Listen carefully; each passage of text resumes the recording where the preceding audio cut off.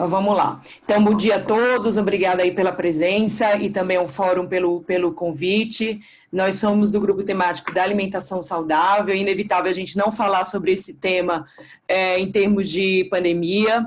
E eu sou Marília Sobral, da CT Promoção da Saúde, e aqui eu estou junto com a Luísa, do Pé de Feijão, e a Regina Bernal. E aqui, na verdade, é o seguinte, a gente começa realmente chamando a atenção dos dados, né, pré-pandemia, né? A gente já vem mostrando aqui que os dados do Vigitel já traziam altos números da população adulta com diabetes, com hipertensão, mas tem um número que tem chamado muita atenção para a gente, é o crescimento absurdo da diabetes, né? Ela, em 13 anos, ela cresceu 72%, saindo de 11,8% para 20%, ou seja, atualmente, em cada 10 adultos, 2 são obesos, sem considerar que mais da população adulta está também com sobrepeso. Então, nós já vivíamos uma tempestade na questão da saúde e das doenças crônicas. E essa tempestade encontra com o furacão, que é o Covid-19, qual é o impacto nisso? Então, a gente tem visto muito essa análise do perfil de óbitos para os dados da Covid-19, trazendo muitas cardiopatias e a diabetes como os principais fatores relacionados, mas também tem nos chamado a atenção a questão da obesidade, que tem aparecido muito para pessoas menores de 60 anos também. Então, o seguinte, então o que está acontecendo? Quais são as mudanças de hábitos que estão acontecendo nesse tempo de pandemia? De um lado, é lógico que a apresentação, esse slide tem no sentido de chamar a atenção, mas mais do que nunca é importante ter uma alimentação saudável nesse período. As doenças crônicas não vão deixar de acontecer. Não vão deixar de acontecer novos casos de diabetes, de obesidade. É importante você ter uma prevenção do seu sistema imunológico. Tem um movimento das pessoas indo para um hábito de alimentação saudável, de voltar a cozinhar em casa, mas o que tem nos chamado a atenção é muito essa procura pelos alimentos com excesso de sal, gordura e açúcar, que são os ultraprocessados, porque eles teriam que resolver, parece, um problema para uma parte da população, que é trazer mais facilidade em termos de estocagem, alguns produtos mais baratos, como as bolachas, refrigerantes, a conveniência, você pede por aplicativo, eles estão mais disponíveis, resolver problemas de ansiedade, e a gente não pode esquecer também que tem aumentado as taxas de sedentarismo. Então, como é que a gente promove a alimentação saudável para a população nesse período? A gente trazer primeiro disponibilidade, acesso e ter renda para elas poderem comprar.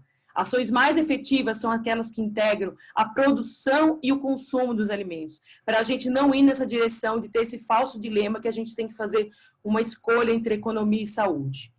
Então, por isso que eu trago também um programa já há mais de décadas aqui no governo, que é o Programa Nacional de Alimentação Escolar, que já atendia 40 milhões de estudantes que tinham refeição nas escolas. Escolas fechadas, como é que elas fazem para se alimentar?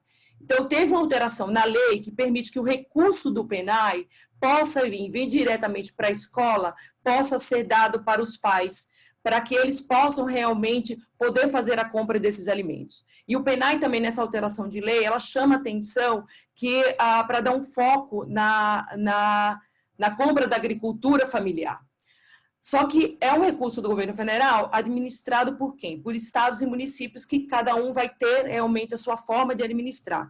Então, o tempo é curto, eu só trago um caso bem interessante, que é o caso de Santa Catarina, onde o governo, ele trouxe a possibilidade, não, ele, na verdade, ele direcionou os recursos do PENAI para 100% de compra dos gêneros alimentícios da agricultura familiar. Então, você imagina, você atende aqui 540 mil alunos e eles vêm através de quê? Várias cooperativas da agricultura familiar. Ou seja, você está unindo as duas pontas, produção e consumo.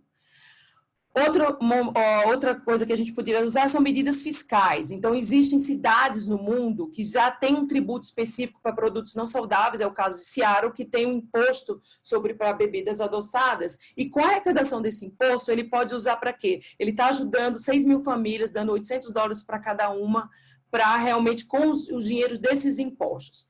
Só que aqui no Brasil, a gente está na direção contrária. A gente não tem esse imposto para produtos não saudáveis, no caso das bebidas e alimentos. Pelo contrário, mesmo em tempos de pandemia, o Brasil está ainda dando subsídios fiscais para refrigerantes, que no mínimo é pelo menos mais de 2 a 3 bilhões de reais ao ano, que quantos hospitais e insumos poderiam estar sendo comprados com isso, e também renovou os subsídios para agrotóxicos. Outra preocupação que a gente tem muito séria é com a doações de alimentos, porque não adianta, é lógico, a fome, situações de vulnerabilidade. A Unicef até publicou um documento sobre isso, doações positivas, mas sem o que a gente chama aqui no nosso guia alimentar dos ultraprocessados. Né? Então, não adianta você dar realmente alimentos e que, na verdade, eles vão gerar problemas futuros de saúde. E uma última ação que eu trago aqui pelo tempo, isso na verdade é uma iniciativa da sociedade civil, ela está pedindo para o governo dar um aporte de R$1 bilhão num programa já existente, que é o da aquisição da agricultura familiar, onde ele compra os produtos da agricultura familiar e dão para as pessoas que têm insegurança alimentar nutricional. Esse programa hoje está 1/10 desse valor proposto pela sociedade civil e se ele fosse colocado de maneira no estágio potencial, ele poderia, de fato, ajudar 150 mil famílias, ou seja, de novo, unindo a produção e o consumo. Então, pelo pitch, eu deixo aqui o convite para a gente continuar o debate no GT e sempre fazendo uma pergunta. A gente não precisa fazer essa escolha de uma dicotomia de economia e saúde, a gente pode encontrar soluções mais inteligentes para realmente promover uma vida saudável. Obrigada.